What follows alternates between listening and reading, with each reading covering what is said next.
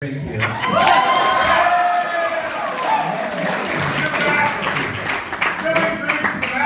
Get out of your way so we can roast you. We'll wait. No, just kidding. Anyways, I'm Kyle. I'm Johnny's younger, smarter, taller, better looking. I heard one other one. Did I say smarter, brother? Known Johnny pretty much my whole life. I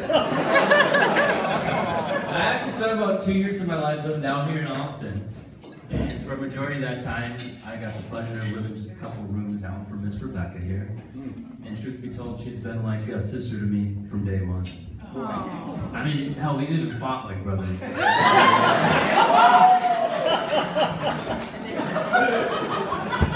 you know, I got a lot of great memories of being down here in Austin, Texas. And quite frankly, I went through some of the toughest times of my life. And through the highs and the lows, the one constant was Miss Rebecca. Wow. Yay!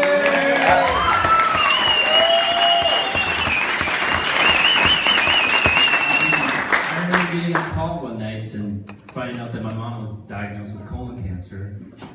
And within an hour, I got a knock on my door, and it was Miss Rebecca coming over, checking on me and see how I was doing. And you know, it wasn't too long after that where I was driving my motorcycle home one day. Had a guy in a pickup truck that wasn't paying attention and ended up hitting me head on. And wouldn't you know, the first person in the hospital there right by my side was Miss Rebecca.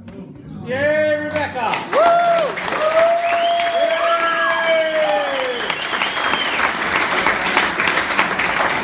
I'm not going to cry. I work out, so I'm not going to cry. But I mean, seriously, what more could you ask for of the girl that your big brother's going to be spending the rest of his life with? Stop crying. See, he doesn't work out. That's his problem.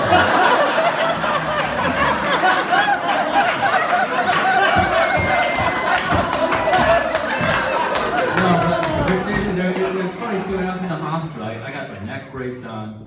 My arms and legs are all wrapped up and elevated, pumped full of drugs. And I'm really just mad at the world. And I think the nurses knew that. I had a nurse come in and she's very hesitant. She goes, "Kyle?" And of course I go, "What?" And she says, "Your girlfriend's here to see you." And I perk up and I go, "My girlfriend?" I said, "That's great, what's she look like?" And sure enough, Rebecca turned to me. So I think she had to tell them that, so I appreciate that. Everything else you do and putting up with my crying brother. Not me, because I work out. But that's for John Boy. He, in all honesty, he's also been like a sister to me from day one.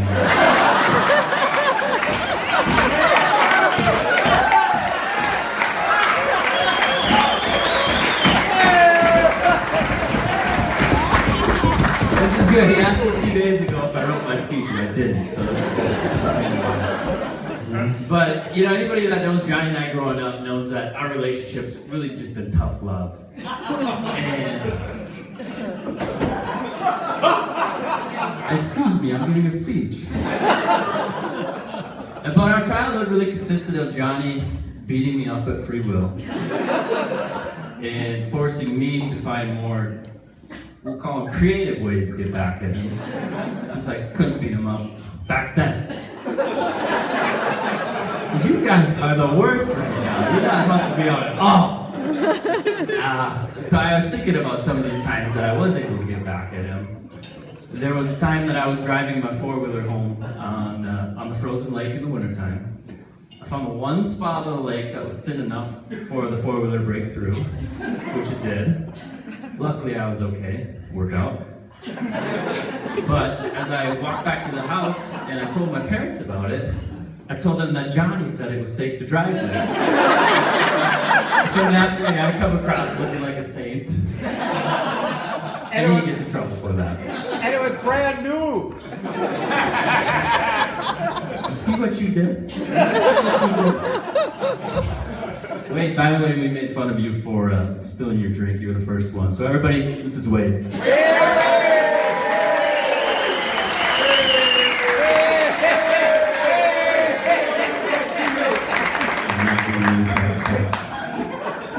And then the other time was when, when we were in high school, Johnny went out and bought this big, 3-4 foot long stuffed teddy bear.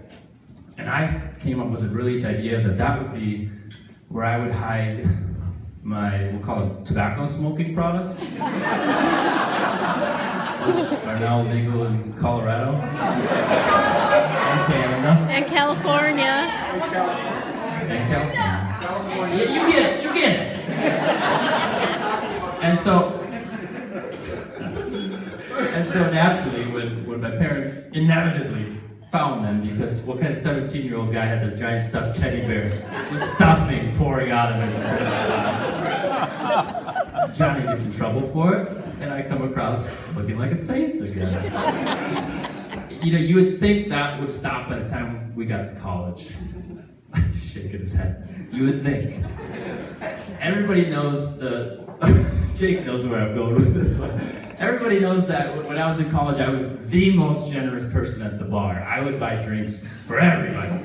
Strangers, guys, girls, the whole bar basically.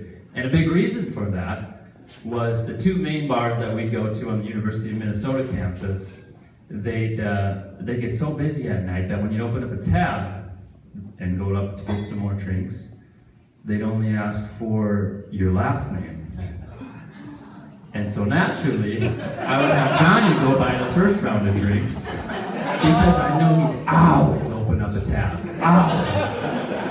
And he couldn't figure out, he couldn't figure it out for a long time because I'm notoriously frugal, we'll say. Frugal, since I have a microphone.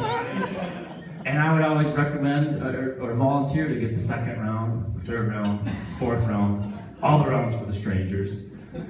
And there was a lot of mornings in college where Johnny would come out of his room and he'd go, "Man, I really didn't feel like I drank that much, but I got a $300 bar tab." Jake's been there for many of them.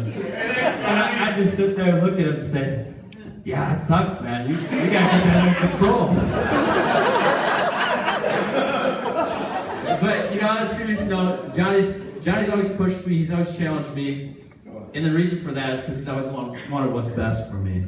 I remember even when I was in that hospital, after about the third day of sitting there on this bed just being miserable, and Johnny came in and he basically ripped me out of that bed and said, "Screw this, you're getting up, you're working out." And mind you, at the time it takes me probably 10 minutes, Mom knows, it takes me probably 10 minutes just to roll out of bed. And here he is, forcing me to work out. And at the time, it takes me 15 minutes out of the bed, so I can't even hardly take a step. But here I got Johnny, my big brother, coming in there, and he's right there by my side, just getting me walking down the hallway with my butt hanging out and my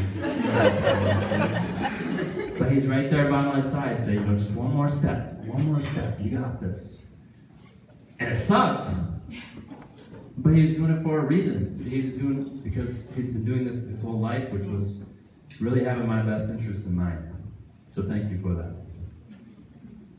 And I guess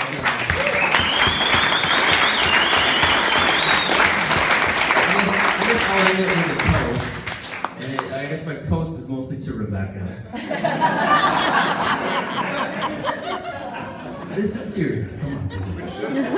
I'll say to Rebecca, on behalf of myself, everybody in the wedding party, and most importantly, everybody here that grew up with Johnny and that's known Johnny over the years, I hope you enjoyed growing old with Johnny as much as the rest of us did growing up with him. Thank you. I told Shannon, the maid of honor, that I'd mic drop on her if it went well. So, best man out.